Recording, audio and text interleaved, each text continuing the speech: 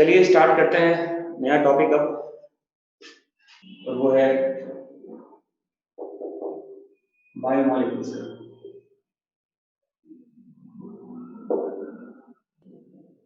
ठीक है बच्चों,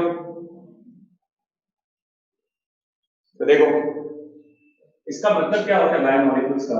इसे कहते हैं मॉलिक्यूल्स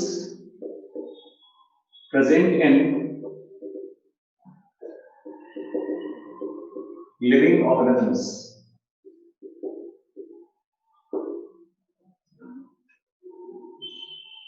देखिए बायो मतलब आप जानते हैं लिविंग स्ट्रक्चर को कहते हैं।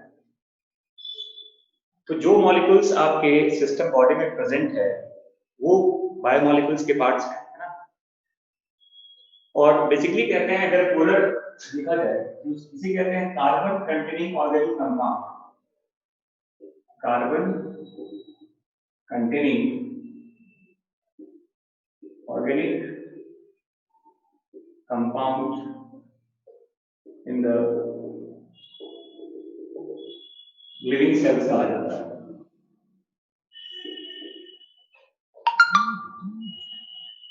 ठीक है, इसे कार्बन कंटेनिंग ऑर्गेनिक कंपाउंड कहते हैं जो लिविंग सेल्स में प्रेजेंट होता है। अब आपको पता है कि हमारे सेल्स के अंदर ये अगर आपका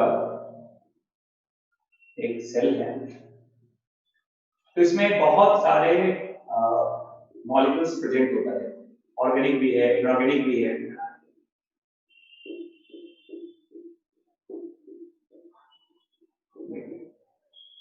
ये क्या बताओ, ये कहते हैं large number of organic and inorganic substance कहते हैं इसको। Large number of organic and inorganic substance present in cell, और इसी को कहते हैं सेल पूल।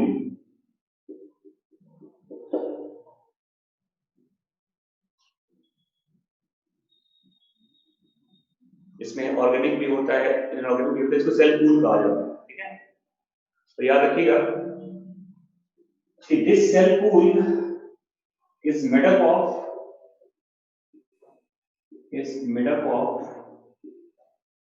25 सेलुलर एलिमेंट्स कहते हैं।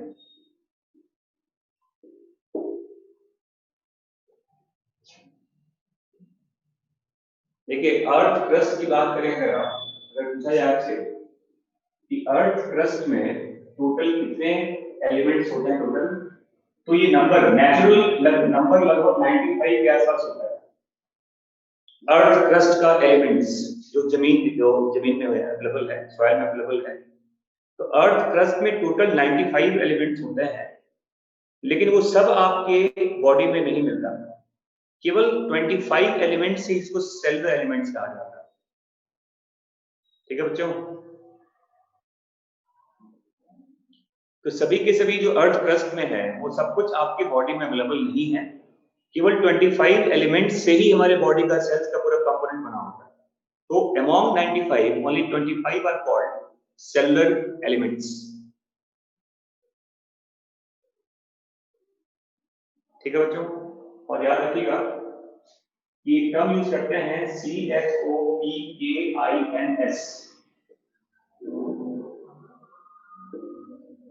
Calcium, magnesium, iron. देखो ये कुछ मेजर एलिमेंट्स हैं आपके सेल्स के। नहीं, बायोमॉलिक्यूल्स में इनऑर्गेनिक कंपाउंड नहीं आता, उसको सेल पूल कहते हैं। केवल कार्बन कंटेनिंग ऑर्गेनिक कंपाउंड को ही बायोमॉलिक्यूल्स कहा जाता है। मैं बायोमॉलिक्यूल की बात में सेल पूल की बात कर रहा हूं। Sum total of all the chemicals present in a cell is called cell pool. उस सेल पूल में ऑर्गेनिक भी होता है और इनऑर्गेनिक भी होता है। उसका जो ऑर्गेनिक कंपोनेंट है उसी को बायोमोलिक्यूल्स कहा जाता है।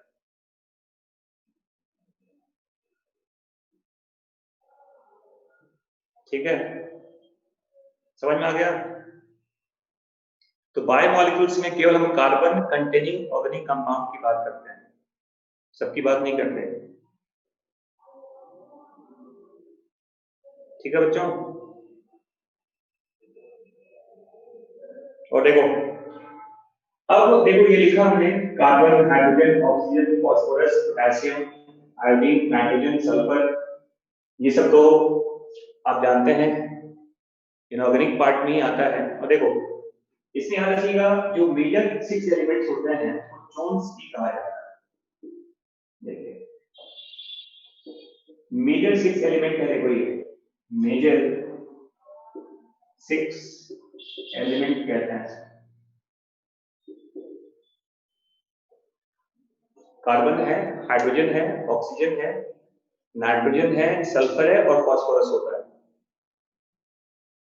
इसमें से केवल ये जो CHO होता है, देखो CHO it contributes almost 93% of cellular fraction. अब देखिए जितने भी ऑर्गेनिक कंपाउंड हैं उनमें आपको कार्बन मिलेगा, हाइड्रोजन मिलेगा, ऑक्सीजन मिलेगा।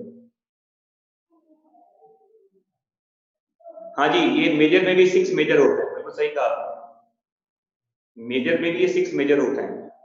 इनऑर्गेनिक देखो ये सारे के सारे नॉन मेटल्स है ना, ये सब के सब नॉन मेटल्स हैं। तो आपकी बॉडी की कंपोजिशन में नॉन मेटल का कंट्रीब्यूशन ज्यादा होता है, मेटल का कंट्रीब्यूशन कम होता है। नॉन मेटल्स का कंट्रीब्यूशन ज्यादा होता है ना इन रेस्पेक्ट टू मेटल्स कहते हैं। ठीक है बच्चों, समझ में आ गया? अब ऐसा क्यों का मतलब क्या होता है? अरे कार्बन ऑर्गेनिक कंपाउंड प्रोटीन्स है, कार्बोहाइड्रेट्स है, लिपिड है, उसमें क्या होता है? उसमें CHO ही तो होता है। बॉडी का पूरा ज्यादा फ्रैक्शन वाटर 78% तो 70% वाटर ही होता है। तो वाटर में क्या होता है बताओ? हाइड्रोजन और ऑक्सीजन होता है।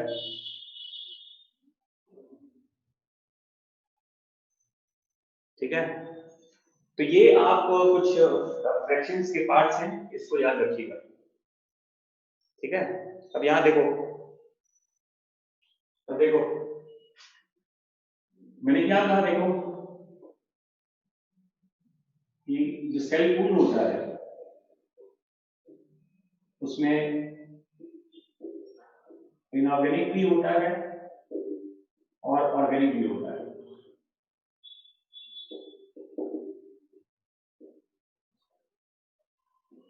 ठीक है, और याद रखिएगा कि अगर आप देखेंगे तो जो एक फ्रैक्शन देखेंगे, अगर आप किसी लिविंग टिश्यूज को क्रश करके ट्राइक्लोरेस्टिक एसिड होता है TCA में डाल के अगर उसको आप मिक्सअप करेंगे, देखिए 2 कंपोनेंट बनता है। ये कुछ नीचे जमा हो जाता है ऐसे और कुछ ऊपर रह जाता है ऐसे। ये कॉटन का एक कपड़ा लेकर, कॉटन क्लॉथ देखो ये, और किसी टिश्यूज को किसी पार्ट पर, जैसे कोई लिवर का पार्ट है या किसी और भी लिविंग टिश्यूज का पार्ट जो होता है, प्लांट को भी पार्ट है, उसको क्रश करके थोड़ा सा कि TCA ट्राइक्लोरेस्टिक एसिड में उसको क्रश करके, है ना, उसको फिल्टर करते हैं। कुछ चीजें ऊपर रह जाती है। ये देखो फिल्टर हुआ, तो जो नीचे जमा होता है देखो ये, इसे कहते हैं एसिड सॉल्युबल। इसको एसिड सॉल्युबल पूल कहा जाता है। और जो ऊपर रह गया इसको एसिड इनसॉल्युबल पूल कहते हैं। ये एनसीईआरटी में लिखा हुआ है ना, देखो क्या करना है आपको। एक कंटेनर में, एक किसी बर्तन में आप मान लो लीवर का एक पीस है, पीस ऑफ लीवर है, पीस ऑफ लीवर है ये, इसमें हमने डाल दिया, देखो ट्राइक्लोरोएसिटिक एसिड, TCA कहते हैं, ट्राइक्लोरोएसिटिक एसिड। और उसके बाद इसको आप हल्का सा मिक्सअप कीजिए, जो मोर्टार पेसल वगैरह होता है, मोर्टार पेसल के थ्रू इसका देखो स्लरी बनाना, स्लरी ये स्लरी बन जाता है, स्लरी कहते हैं इसको। मिला दिया इसको TCA के साथ, ट्राइक्लोरो एसिटिक एसिड के साथ, और इस स्लरी को आप क्या करो, देखो इसका फिल्टर करना है, फिल्टरेशन कर रहे हो, स्लरी को डाल दो इसके ऊपर, इस कॉटन के कपड़े के ऊपर, तो स्लरी का क्या होगा, जो कुछ पार्ट फिल्टर होकर नीचे आएगा, तो जो नीचे आ गया इसे कहते हैं एसिड सॉल्युबल पूल, और इसी को फिल्ट्रेट कहा जाता है, फिल्ट्रेट। और जो ऊपर रह गया देखो, इसे कहते हैं रिटेंटेट कहा जाता है।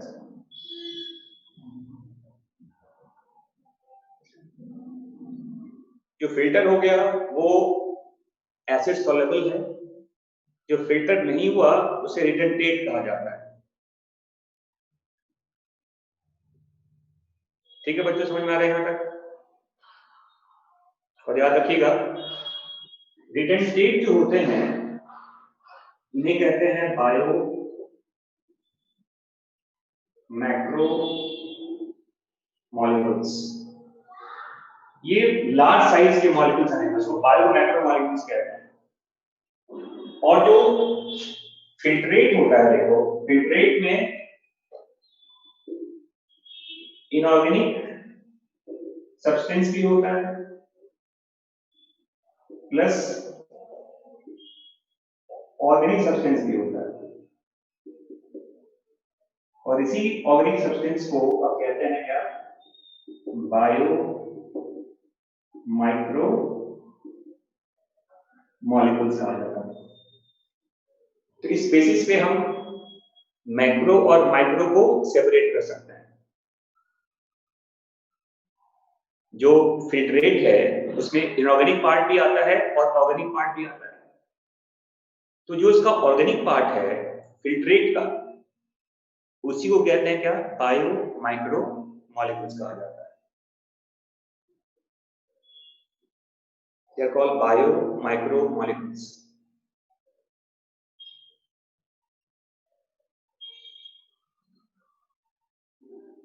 समझ में आ गया बच्चों? हाँ जी बच्चों, समझ में आ रहा है? और देखो ये जो बायो माइक्रो मॉलिक्यूल्स है, इसी में नाम आता है इसका, देखो प्रोटीन का, न्यूक्लिक एसिड का, कार्बोहाइड्रेट्स का और लिपिड का।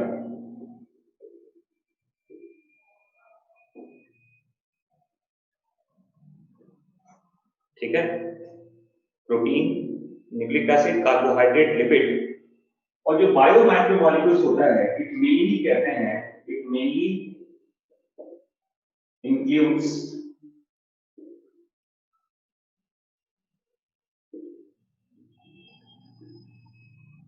मोनोमर्स और डाइमर्स कहते हैं of bio macro molecules whose molecular weight is less than 800 Dalton कहते हैं। देखो ये समझो मैं क्या बोल रहा हूं कि बायो माइक्रो मॉलिक्यूल्स में क्या आता है बताओ, इट मेनली इंक्लूड्स मोनोमर्स और dimers of bio macro molecules whose molecular weight is less than 800 Dalton.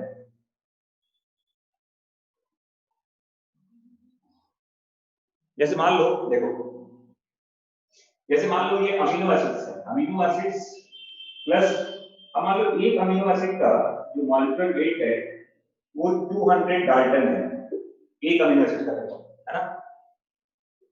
अब मैं इसमें एक और जोड़ दूं, amino acid plus amino acid, अभी मान लो हो गया 300 डाल्टन। अब मैं amino acid plus amino acid plus amino acid plus amino acid, ये मान लो 600 पे आ गया। और एक amino acid plus amino acid plus amino acid plus amino acid, इतना जोड़ने के बाद अगर ये पहुंच गया 1000 डाल्टन पे, तो देखिए ये जो तीनों फ्रैक्शन देख रहे हैं आप, ऊपर वाला तीनों वो क्या है बताओ, ऊपर वाला तीनों क्या है बताओ, वो बायो माइक्रो मॉलिक्यूल्स का पार्ट है। हाँ जी, और जैसे वो 800 से ऊपर चला गया तो वो क्या हो गया बताओ, वो बायो मैक्रो मॉलिक्यूल्स हो जाएगा। यस, तो जो छोटे यूनिट्स होते हैं उन्हीं के कॉम्बिनेशन से मैक्रो का फॉर्मेशन होता है। इसमें से केवल एक एक्सेप्शन है, देखो लिपिड को नॉन पॉलीमेरिक कहा जाता है। लिपिड का जो स्ट्रक्चर होता है वो स्ट्रिक्टली आप जानते हैं बायो मैक्रो का पार्ट नहीं होता। Less than 800 dalton, less than 800 dalton, dalton unit of weight होता है।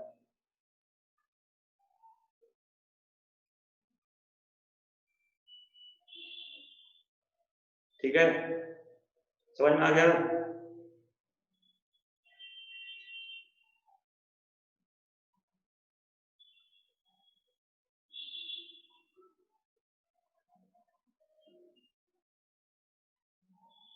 समझ में आ गया ना सबको?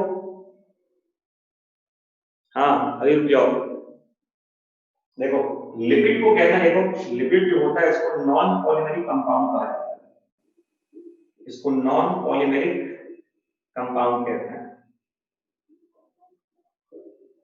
और लिपिड जो होता है, देखो लिपिड का जो फ्रैक्शन होता है, लिपिड देखो ये होता है वाटर इंसॉल्युबल, और तो लिपिड वाटर इंसॉल्युबल होता है, बट ये मैक्रो में भी आता है और माइक्रो में भी आता है। इसका जो वेट होता है लिपिड का वो छोटा भी होता है। तो लिपिड को स्ट्रिक्ट बायो मैक्रो नहीं कहते। लिपिड जो है ऑल्दो ये वाटर एसिड इंसॉल्युबल पूल में आएगा, ये जितने भी लिपिड होते हैं वो एसिड इंसॉल्युबल में ही आता है, लेकिन लिपिड का जो साइज होता है वो लार्ज भी होता है छोटा भी होता है। तो लिपिड मैक्रो में भी आता है और माइक्रो में भी आता है। तो एनसीईआरटी में लिखा हो कि लिपिड को स्ट्रिक्ट बायो मैक्रो मॉलिक्यूल्स नहीं कह सकते। Lipid can not be considered as strict bio macro molecules.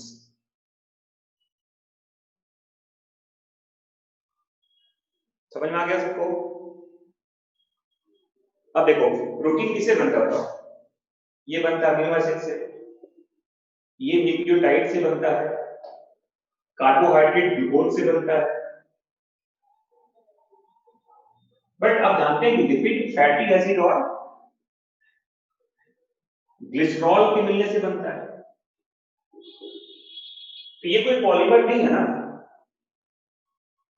तो कई सारे अमीनो एसिड्स के मिलने से प्रोटीन बनता है, आपको पता है, पॉलीमर हो गया ना वो। कई सारे न्यूक्लियोटाइड्स के मिलने से न्यूक्लिक एसिड बनता है, ये भी पता आपको। और कई सारे ग्लूकोज के मिलने से कार्बोहाइड्रेट्स बनता है। तो ये सब तो पॉलीमेरिक कंपाउंड है। देखो ये तीनों क्या हो गया, ये तीनों क्या हो गया, प्रोटीन, न्यूक्लिक एसिड, कार्बोहाइड्रेट, ये तीनों क्या हो गया, पॉलीमेरिक कंपाउंड कहते हैं इसको, ये पॉलीमर्स होते हैं। लेकिन लिपिड एक नॉन पॉलीमेरिक कंपाउंड होता है। लिपिड एक नॉन पॉलीमेरिक कंपाउंड होता है। समझ में आ गया बच्चों? लिपिड बना होता है फैटी एसिड और ग्लिसरॉल के मिलने से बनता है। यहाँ कोई पॉलीमराइजेशन नहीं होता। पॉलीमराइजेशन प्रोसेस से क्या बनता है बताओ? अरे साइज के हिसाब से ये होते हैं सबके सब, लिपिड इनसॉल्युबल वाले पार्ट में होता है, एसिड इनसॉल्युबल में आता है ये। लेकिन जो इसका साइज होता है 800 डाल्टन के पास भी होता है, ज्यादा भी होता है, वेट के हिसाब से, वेट के हिसाब से ये दोनों वाले फ्रैक्शन में आ जाता है। ठीक है, अब देखो सेल मेम्ब्रेन है या डीएनए होता है, अगर ये सब कुछ सॉल्युबल हो गया तब तो सेल बचेगा कैसे बताओ? सेल मेम्ब्रेन को बचा के रखना है तो ये इनसॉल्युबल वाले पार्ट में तो आएगा, अदरवाइज सेल्स तो एग्जिस्ट ही नहीं करेगा फिर। नहीं, सबके सब रिटेंटेट में ही आते हैं, सॉरी सबके सब रिटेंटेट में ही आते हैं। लेकिन मैंने क्या कहा कि जो वेट होता है 800 डाल्टन, के आसपास वो माइक्रो होता है और उसके ऊपर मैक्रो होता है। ये सब मिलेंगे आपको रिटेंटेट में ही, बट सारे रिटेंटेट मैक्रो नहीं है। रिटेंटेट मैंने कहा कि आपको उसका साइज भी देखना पड़ेगा, उसका वेट भी देखना पड़ेगा। जिसका 800 डाल्टन से ऊपर चला गया वो मैक्रो का पार्ट होता है। तो लिपिड दोनों में होता है, देखो नीचे भी होता है ऊपर भी होता है।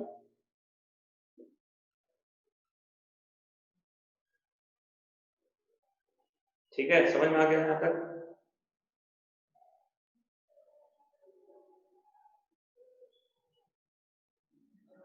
और देखो,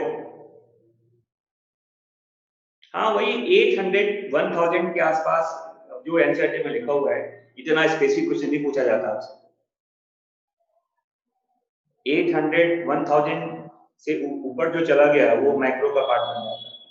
एबव 1000 कर सकते हो, एबव 1000 तो वो माइक्रो में चला जाएगा। ठीक है, और देखो आपके सेल्स में ये भी लिखा हुआ है, देखिए ऐसे कि प्रोटीन का जो अमाउंट है ये लगभग 12 से 15% होता है, फ्रैक्शन ऑफ प्रोटीन। जो प्रोटीन का फ्रैक्शन है 12 से 15% है। न्यूक्लिक एसिड का फ्रैक्शन देखो मेरे ख्याल से 7 to 8% लिखा हुआ है। कार्बोहाइड्रेट का फ्रैक्शन 2 से 3% और लिपिड 1 से 2% होता है। और 70 से 80% तो क्या होता है, वाटर ही होता है अपने सेल्स में। ये भी एनसीईआरटी में लिखा हुआ है कि आपके सेल्स में क्या कितना होता है। तो सबसे ज्यादा तो वाटर होता है 70 to 80%। या वैसे लिख लीजिएगा कि हमारे सेल्स में 70 से 80% तो वाटर होता है, 12 से 15% प्रोटीन है, 7 to 8% न्यूक्लिक एसिड है, 2 से 3% कार्बोहाइड्रेट है और 1 से 2% लिपिड होता है।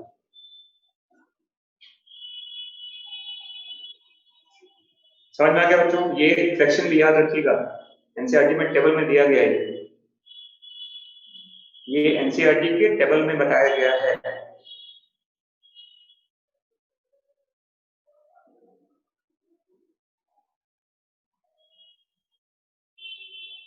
ठीक है, तो अगर क्वेश्चन पूछा जाएगा कि आपके सेल्स का मेजर ऑर्गेनिक कंपाउंड क्या है, क्या बताएंगे? हमारे सेल्स का मेजर ऑर्गेनिक कंपाउंड क्या है बताओ? ऑर्गेनिक पूछ रहा हूं, ऑर्गेनिक कंपाउंड प्रोटीन है। अगर ये पूछा जाता आपसे कि हमारे सेल्स में सबसे ज्यादा क्या होता है तो उसका आंसर वाटर हो जाएगा। बट पूछा जाए कि सबसे ज्यादा ऑर्गेनिक कंपाउंड क्या है तो आंसर क्या है बताओ? प्रोटीन हो जाएगा। सीक्वेंस याद रखिएगा, प्रोटीन, उसके बाद न्यूक्लिक एसिड, उसके बाद कार्बोहाइड्रेट और सबसे कम क्या होता है बताओ? लिपिड होता है। ठीक है बच्चों, तो ये बेसिक समझ में आ गया सबको? पहले सबको बेसिक समझ में आ गया ना? चलिए ठीक है, अब यहां देखो, अब देखो हमें स्टार्ट करना है कार्बोहाइड्रेट से।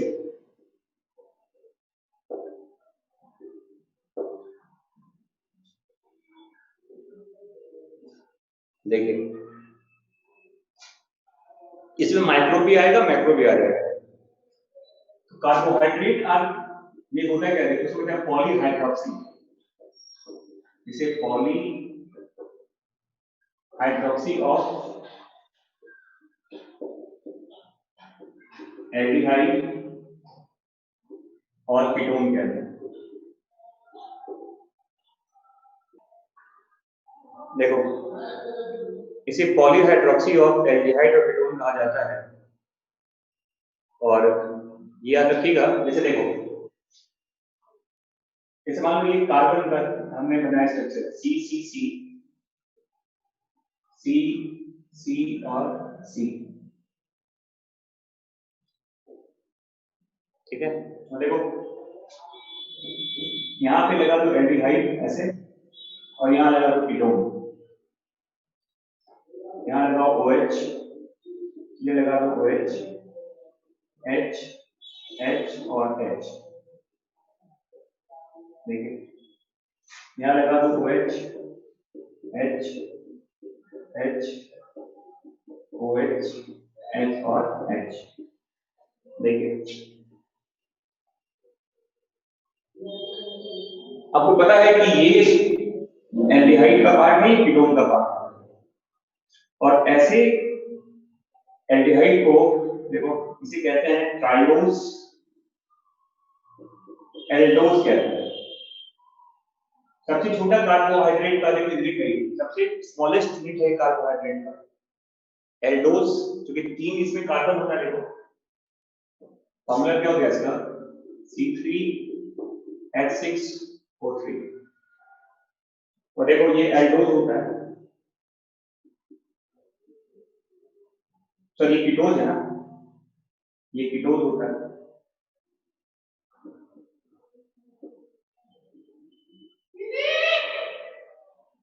तो इसमें कीटोन लगा देखो यहाँ पर 1 2 3 और 1 2 और 3। इसको कीटोज, ट्राइओस कीटोज कहते हैं इसको, है ना, क्योंकि कीटोन के साथ लगा होता है। देखो ये सबसे छोटा कार्बोहाइड्रेट का यूनिट है। देखिए ठीक है, समझ में आ रहा है। और याद रखना इस कंपाउंड को ही कहते हैं क्या, देखो इसे कहते हैं ग्लिसरॉल्डिहाइड, इसे कहते हैं ग्लिसरॉल्डिहाइड।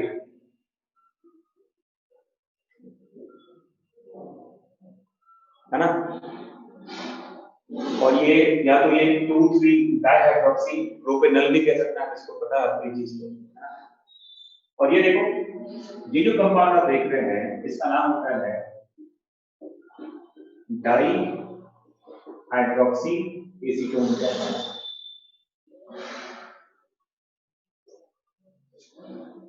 और ऐसे शुगर को ही कहा जाता है एल्डोज शुगर, और इसे कहते हैं कीटोन शुगर।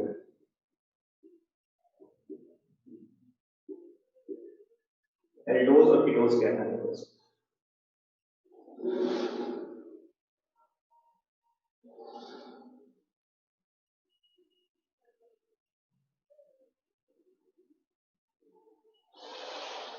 हाँ जी, आइसोमर्स जो होते हैं ये फंक्शनल आइसोमर्स से आप क्या है, स्मॉलेस्ट शुगर है ये ग्लिसरॉल्डिहाइड और डाइहाइड्रोक्सी एसीटोन कहा जाता है इसको, है ना। अब देखो अगर आप इसी ट्राइओस को देखें और आपको पता है कि देखो ये जो यहाँ पे आप कार्बन देख रहे हो, ये कार्बन देख रहे हो, ये सेकेंड लास्ट कार्बन है।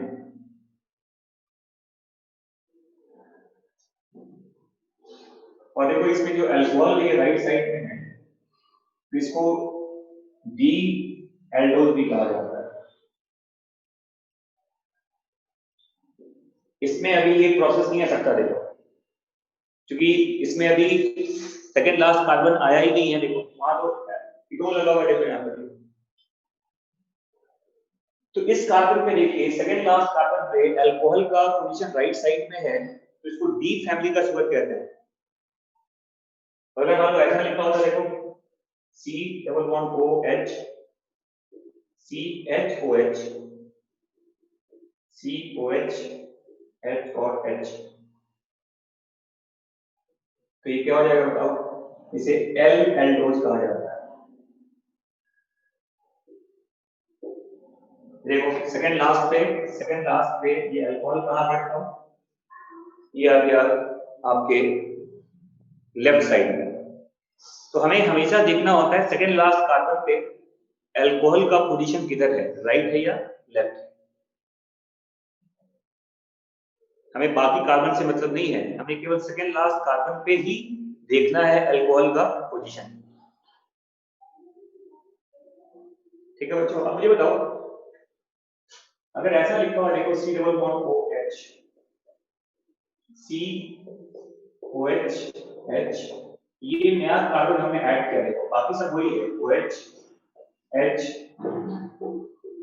OH H और H। देखिए 1 2 3 4, ये नया कार्बन यहाँ ऐड हुआ, देखो सेकेंड पोजीशन पे।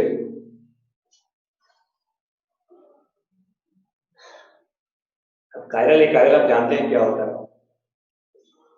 अब देखो ये जो कार्बन है ये नया ऐड हुआ है, तो ये क्या हो गया बताओ, ये हो गया C4H8O4 कहता है, टेट्रोज है, देखो ये टेट्रोज शुगर होता है ना। हाँ वही डी टेट्रोज है ये, क्योंकि अल्कोहल यहाँ पे देखो third position second last carbon है, यहाँ अल्कोहल राइट साइड है, और यहाँ देखिए ऐसे देखो C C C और C, ये कार्बन नया ऐड हुआ है, देखो OH H OH H H OH H और H, ये देखिए ये कार्बन अब नया ऐड हुआ है, और अब नंबर करो 1 2 3 और 4, देखिए बिल्कुल आएगा, यहां से आएगा, देखो इसमें आ जाएगा, टेट्रोज में आ जाएगा, देखो टेट्रोज में जो अब सेकंड लास्ट कार्बन आ जाएगा अल्कोहल वाला ना, देखो ये क्या होगा, इसे कहते हैं डी टेट्रोज कीटोज कहते हैं, इसे डी टेट्रोज कीटोज कहा जाता है। ट्रायोज में नहीं था ना, टेट्रोज में आ जाएगा ये,